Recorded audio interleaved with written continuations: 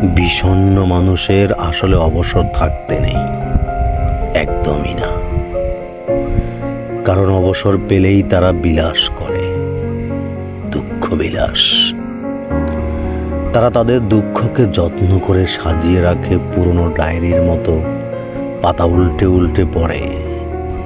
কোন পাতায় কে আঘাত দিয়েছিল, কোন লাইনে কে কথা রাখেনি, সব তাদের মুখস্থ।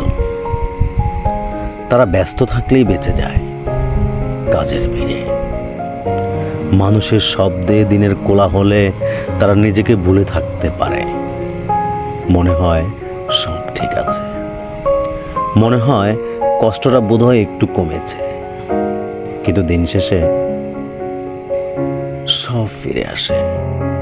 রাত গভীর হলে, চারপাশ চুপচাপ হলে তাদের বুকের ভিতরটা আর একটা পৃথিবী জেগে ওঠে।